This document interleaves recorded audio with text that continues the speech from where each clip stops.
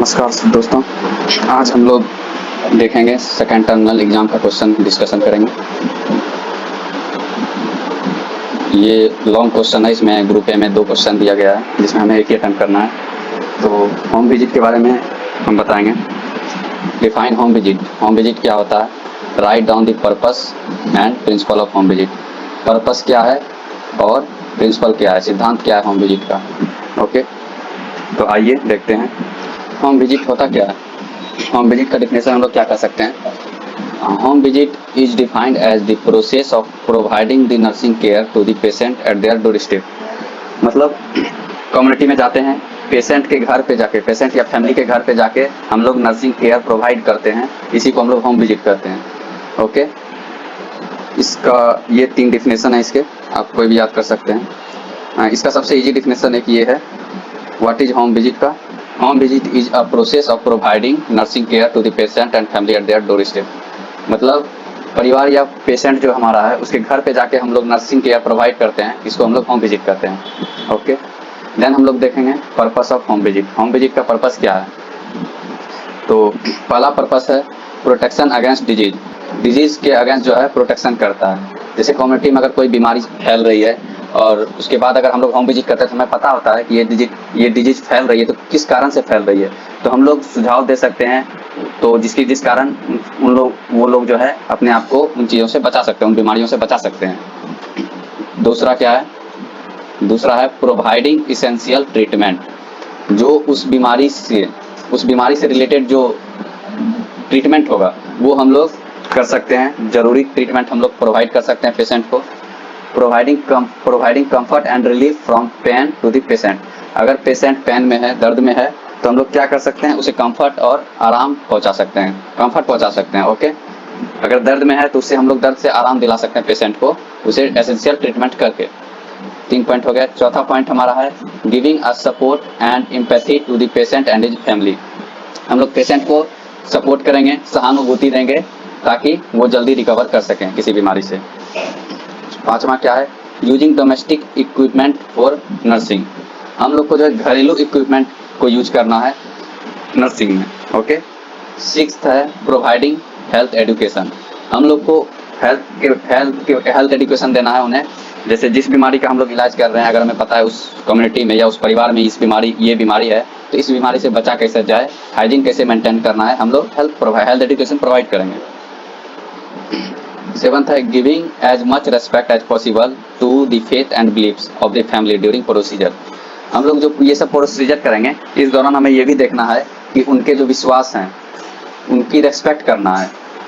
To fulfil plan और schedule visit.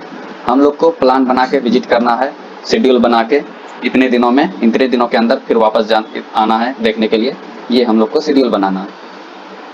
Then to visit the antenatal और high risk mother who needs continuous support. और हम लोग को एंटीनेटल और हाई रिस्क मदर पे जाना है। जो प्रेग्नेंट महिला है उनको ज़रूरत है, अगर जन्म के पूर्व, बच्चे की डिलीवरी के पहले अगर हम लोग उनके सपोर्ट के लिए, ज़रूरत के लिए हम लोग को उनके पास जाना है। Okay. To assess the postnatal mother and newborn to assess their health status. जन्म के बाद हमें जाना है बच्चे के घर, मतलब माँ के, किसी परिवार के घर, और माँ और बच्चे के जो है हेल्थ का जानकारी लेना है कि उसका हेल्थ कैसा है। Okay. To alert mother on immunisation that is due for her baby और चाइल्ड। मतलब हमें अलर्ट करना है उनकी माओ को कि इम्यूनाइजेशन कितना ज़रूरी है बच्चे के लिए। Okay. To assess nutrition status and conduct physical examination. हमें उनका न्यूट्रिशनल स्टेटस देखना है और फिजिकल एग्जामिनेशन को कंडक्ट करना है कि उसके हाथ सही हैं, पैर सही हैं, मतलब उसका एक तरह से फिजिकल एग्जामिनेशन करना है। इसी तरह बहुत सारे हैं, ये 11 टॉपिक हैं, 11 इसमें दिए हुए हैं। आप डिग्री 5 को 6 को लिख सकते हैं। ओके। देन हम लोग देखते हैं प्रिंसिपल ऑफ होम विजिट क्या होता है, क्या सिद्धांत है होम विजिट जाने का। तो home visit should B planned with purpose. हम लोग को होम विजिट करना है प्लान करके और किसी पर्पस के साथ जाना है। ओके। देन है the purpose of home visit should be clear and must meet the needs of the patient. और पर्पस जो है होम विजिट का वो क्लियर होना चाहिए और meet the needs of the patient. Patient की ज़रूरतों को जो है, क्या ज़रूरत है उनसे पूछना चाहिए, पता करना चाहिए। Home visit should be regular और फ्लेक्सिबल। होम विजिट हम लोग रेगुलर भी कर सकते हैं या हफ्ते में एक बार या महीने में एक बार, इस तरह भी कर सकते हैं। Home visit should be educative. Home visit क्या होता है? एडुकेटिव होना चाहिए।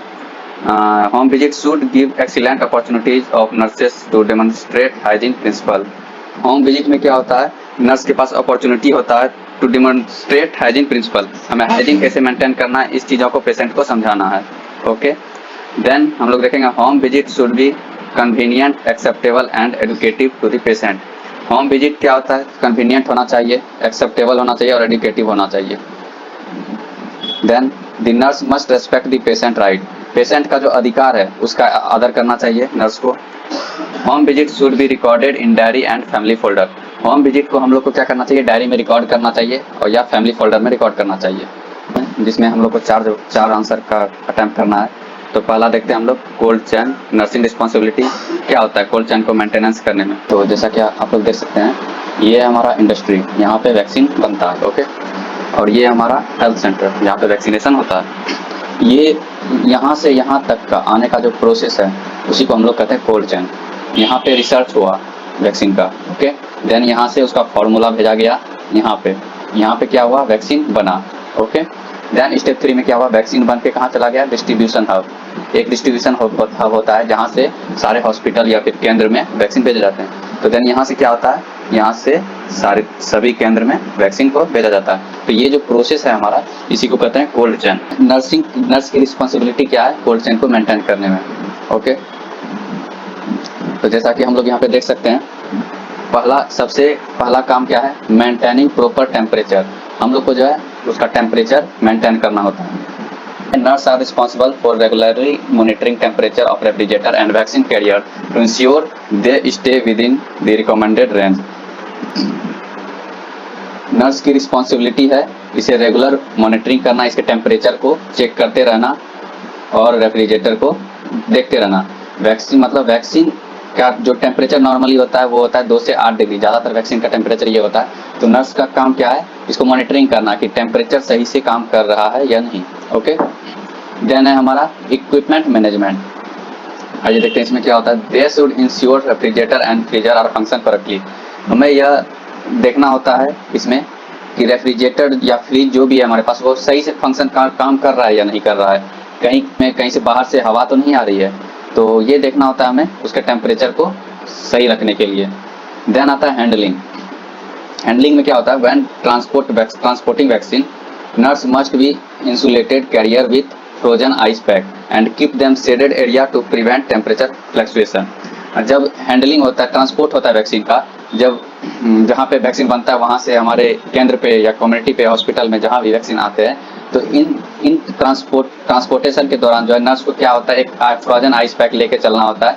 फिर इमरजेंसी में जो है अगर काम नहीं कर रहा है फ्रिज, तो उसमें वैक्सीन को डाल के उसके टेम्परेचर को मैनेज किया जा सके। या फिर और उसमें क्या कर सकते हैं? तो keep them shaded area to prevent temperature fluctuation. अगर धूप है तो धूप से बचा के हम जहाँ छाया है वहाँ पे रखेंगे इसे, ताकि उस पर धूप कम पड़े, जिस कारण वो गर्म नहीं होगा, और गर्म नहीं होगा तो टेम्परेचर उसका मैनेज रहेगा। तो ये हमारा role of nurse in refer, मतलब जब हम लोग पेशेंट को रेफर करते हैं तो नर्स का क्या रिस्पॉन्सिबिलिटी होता है।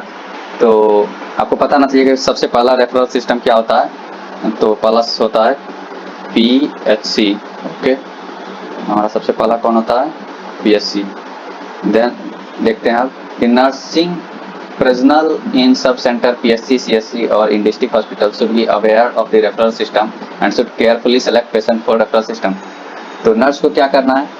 जहाँ भी हो, डिस्ट्रिक्ट हो या सब सेंटर हो या PSC हो, हमेशा अवेयर रहना है। सावधानी से पेशेंट को पहले चिन्हित करना है कि पेशेंट को कहाँ पे भेजना है। ओके, किस पेशेंट को कहाँ पे भेजना है, इस बारे में हमें एक्टिव रहना है, अवेयर रहना है, जागरूक रहना है। Then second number, they should be aware of their limitation and responsibility in refer system। Nurse को जागरूक रहना है, उसकी लिमिटेशन क्या है और उसकी रिस्पॉन्सिबिलिटी क्या है। रिस्पॉन्सिबिलिटी और लिमिटेशन के लिए जो है उन्हें जागरूक रहना चाहिए। In case of emergency they should try to save the patient's life before sending him refer. अगर कोई इमरजेंसी कंडीशन आता है तो नर्स को क्या करना चाहिए? पहले कोशिश करना चाहिए कि पेशेंट की लाइफ को बचा पाएँ।